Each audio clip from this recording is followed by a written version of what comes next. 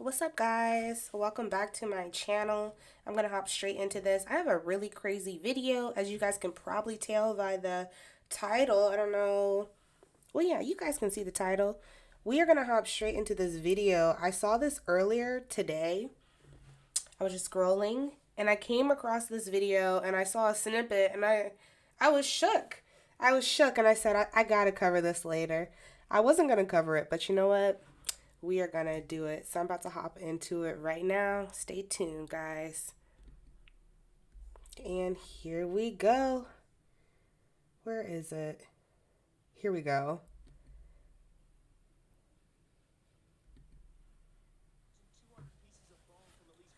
Oh, hold on, guys. Let me get situated here. Holy shit. For nearly 2 decades. By the way, this is from the Smithsonian. This is not some wacky conspiracy This ain't site. samtripoli.com. Yeah. For nearly 2 decades leading up to the signing of the Declaration of Independence, Benjamin Franklin lived in London in a house on 36 Craven Street. In 1776, Franklin left his English home to come back to America. More than 200 years later, 15 bodies were found in the basement, buried in a secret windowless room beneath the garden. In 1998, conservationists were doing repairs on 36 Craven. I gotta double check where he's reading this from because he's talking like this is facts. 15 bodies? Benjamin Franklin?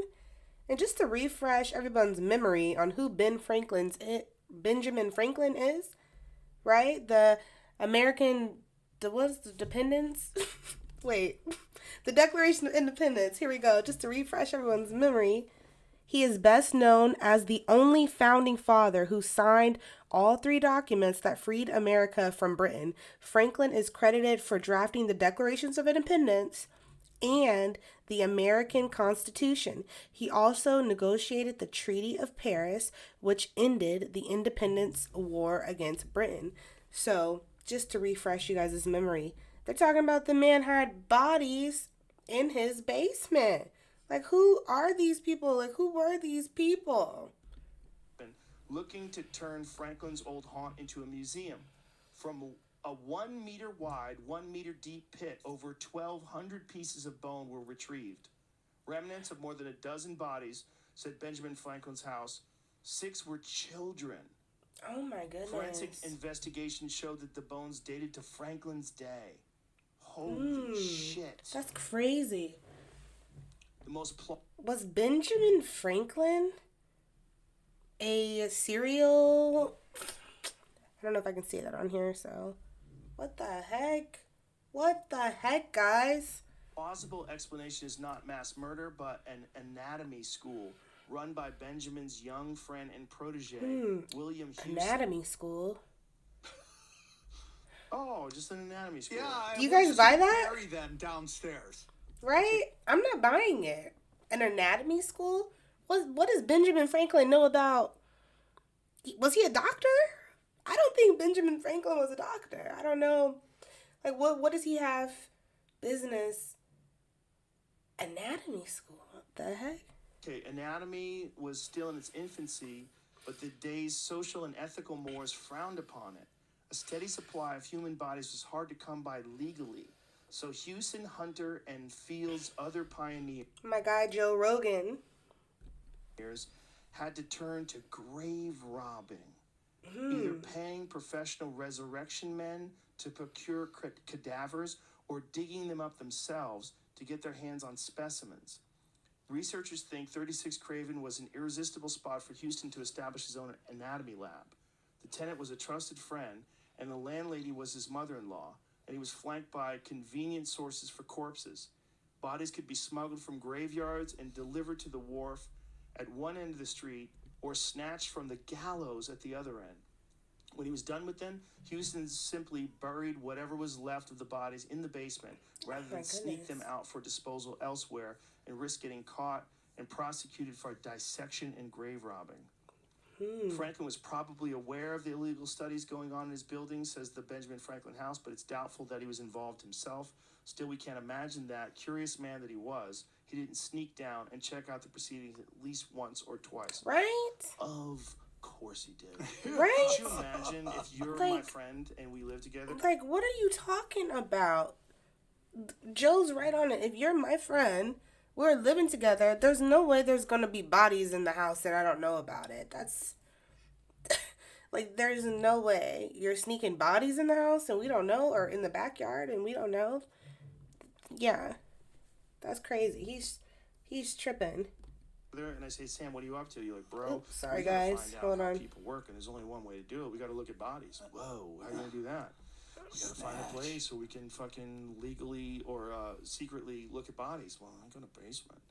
Okay, so what do we do with the bodies? We'll fucking bury them, bro. But back then, when they were studying medicine, isn't that what they did? Like, Sorry, all those guys. people that like studied anatomy back then, how did they? If it was illegal to study anatomy, if it was illegal to study bodies, how else would they find out how anatomy worked? That seems weird, but That who is knows? so They had weird. weird laws back then, but It does seem weird, but it makes sense, right? Because if they had never studied anatomy before, and then all of a sudden it came along and like, well, we gotta fuck up your grandpa. Right. We gotta carve grandpa up like a turkey. Oh, Find out my what makes goodness. people tick.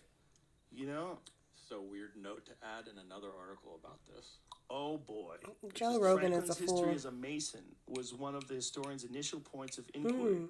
Though shrouded in secrecy, Masonic rituals have dark, known undercurrents which have at times gone horribly wrong. For example, in a 2004 initiation ceremony, a new member What do you guys think about Masons? I know that's a little touchy subject. People get weird about the Masons. I have another channel, my storytelling channel. I'm trying to figure out what I'm going to do. That's where I'm supposed to talk about more of these type of subjects. I didn't know it was going to become so creepy. And, you know, but that is what I'm supposed to be doing on my storytelling channel. I don't know. I might just do everything here or separate it.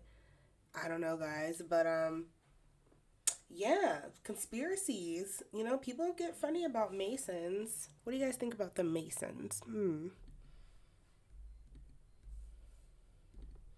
was accidentally shot by a member who meant to fire an empty gun but instead fired a loaded one.